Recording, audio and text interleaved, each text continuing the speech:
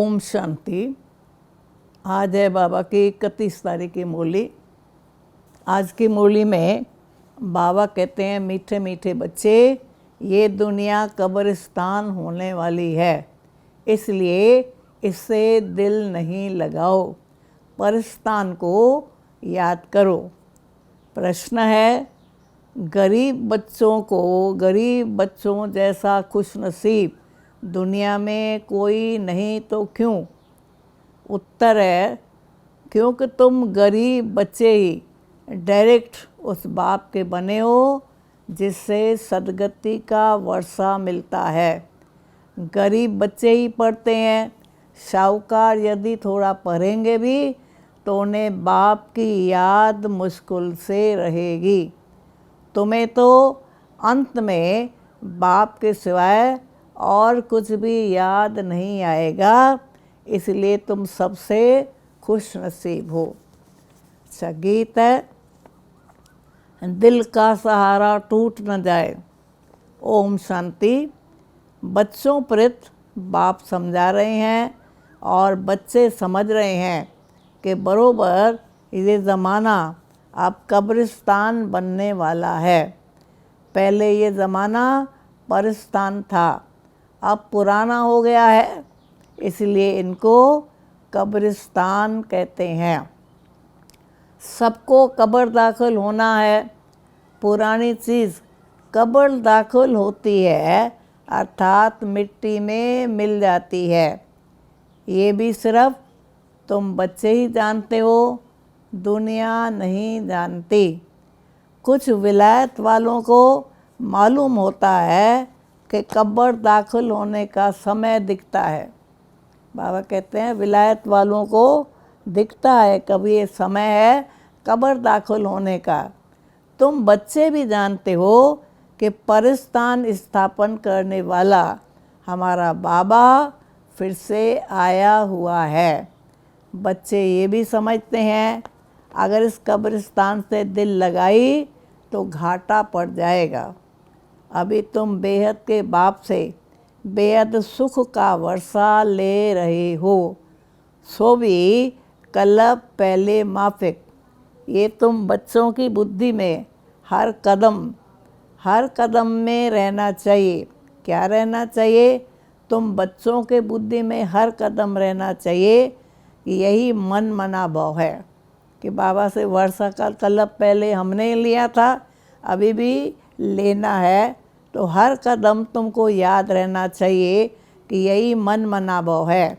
बाप की याद में रहने से ही परिस्तान बनेंगे। भारत परिस्तान था और खंड परिस्तान नहीं बनते हैं। ये है माया रावण का पंप। ये थोड़ा समय चलने वाला है। कहा भी जाता है ये तो झूठा शो है, झूठी माया, झूठी काया, झूठा सब संसार। ये पछाड़ी का भपका है। इनको देखकर समझते हैं स्वर्ग तो अभी है, पहले नर्क था। बड़े बड़े मकान बनाते रहते हैं। ये 100 वर्ष का शो है। क्या शो है? टेलीफोन, बिजली, एरोप्लेन आज सब ये 100 वर्ष के अंदर बनते हैं। कितना शो है, इसलिए समझते हैं स्वर्ग तो अभी है। दिल्ली पुरानी क्या थी, अब नई दिल्ली कैसे अच्छी बनी है। नाम ही रखा है न्यू दिल्ली। बापूजी चाहते थे नई दुनिया, रामराज हो, परिस्तान हो। यह तो टेम्पररी पंप है। कितने बड़े बड़े मकान, फाउंटेन आदि बनाते हैं, इनको आर्टिफिशियल स्वर्ग कहा जाता है। अल्पकाल के लिए तुम जानते हो कि इनका नाम कोई स्वर्ग नहीं है, इनका नाम नरक है ही नरक। दिखाइए, सब दिखने से सब शो ऑफ है। बाबा कहते हैं इनका नाम तो नरक है। नरक का भी एक शो है। ये है अल्पकाल का शो, ये अभी गया कि गया। अब बाप बच्चों को कहते हैं, एक तो शांति धाम को याद करो। सब मनुष्य मात्र शांति को ही ढूंढते रहते हैं। कहाँ से शांति मिलेगी? अब ये सवाल तो सारी दुनिया का है कि दुनिया में शांति कैसे हो। मनुष्यों को ये पता नहीं कि हम सब वास्तव में शांति धाम में रहने वाले हैं।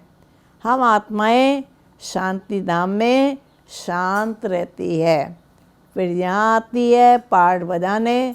सो भी तुम बच्चों को मालूम है, अभी तुम पुरुषार्थ कर रहे हो सुख धाम जाने वाया शांति धाम। हर एक की बुद्धि में है कि हम आत्माएं अभी जाएंगी अपने घर। कौन सा घर है? शांति धाम। यहाँ तो शांति की बात ही नहीं हो सकती है। घर हमारा शांति धाम है। इसलिए बाबा कहता है हर एक आत्माएं जानती है कि हमको अपने घर शांति धाम जाना है। यहाँ तो शांति की बात ही नहीं है। ये है ही दुख धाम। सतयुग पावन दुनिया, कलयुग है पतित दुनिया। इन बातों की समझ अभी तुम बच्चों को आई है। दुनिया वाले तो कुछ भी नहीं जानते हैं। तुम्हारी बुद्धि में आया है कि बेहद का बाप हमको सृष्टि चक्कर के आदि मध्य अंत का राज समझाते हैं। फिर कैसे कैसे धर्म स्थापक आके धर्म स्थापन करते हैं। अब सृष्टि में कितने अथाह मनुष्य है। भारत में भी बहुत है। भारत जब स्वर्ग था तो बहुत शाहूकार थे और कोई धर्म था ही नहीं। तुम बच्चों को रोज़ रिफ्रेश किया जाता है। बाप और वर्षे को याद करो। भक्ति मार्ग में भी ये चला आता है। हमेशा अंगुली दिखाते हैं कि परमात्मा को याद करो। यह भी पता नहीं है कि याद से क्या फ़ायदा होगा, उनके साथ हमारा क्या संबंध है। याद तो करते हैं परंतु बाबा कहते हैं उनको ये पता नहीं है कि याद से फ़ायदा क्या होगा और हमारा उनके साथ क्या संबंध है। जानते ही नहीं। दुख के समय पुकारते हैं हे राम।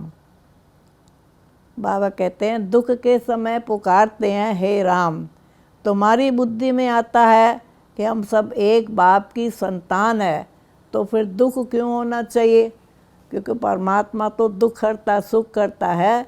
तो इसलिए बाबा कहते हैं समझ नहीं सकते हम सब एक बाप की संतान है, तो फिर दुख क्यों होना चाहिए?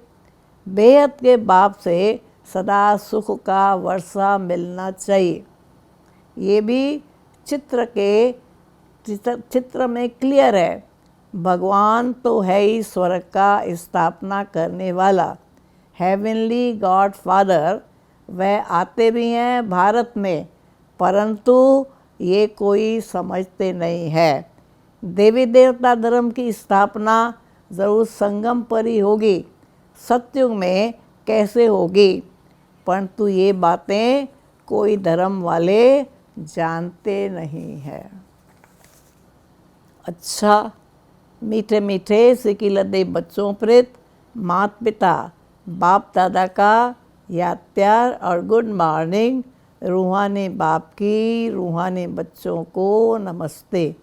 हम रूहानी बच्चों की रूहानी माता पिता बाप दादा को गुड मॉर्निंग और रूहानी बच्चों की रूहानी बाप को नमस्ते।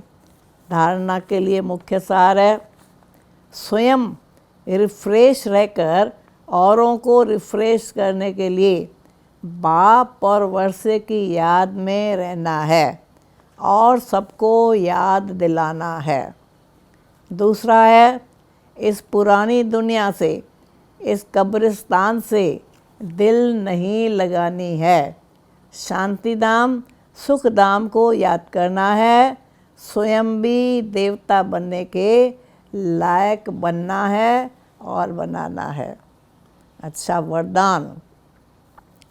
नशे और निशाने की स्मृति से सर्व कर्म इंद्रियों को आर्डर पर मार चलाने वाले ताज व तख्त नशीन भव। नशे और निशाने की स्मृति से सर्व कर्म इंद्रियों को आर्डर पर मार चलाने वाले ताज व तख्त नशीन भव। संगम युग पर बाप दादा के द्वारा सभी बच्चों को ताज और तख्त प्राप्त होता है। प्यूरिटी का भी ताज है तो जिम्मेवारियों का भी ताज है। अकाल तख्त भी है तो दिल तख्त भी है। अकाल तख्त भी है तो दिल तख्त भी है। अब ऐसे डबल ताज और तख्तदारी बनते हो तो नशा और निशाना स्वतः याद रहता है। फिर ये कर्म इंद्रियाँ जी हजूर करती है। जो ताज व तख्त छोड़ देते हैं उनका आर्डर कोई भी कारोबारी कभी नहीं मानते हैं। स्लोगन है आज का, कमज़ोर संकल्प ही प्रसन्न चित्त के बजाय प्रसन्न चित्त बना देता है।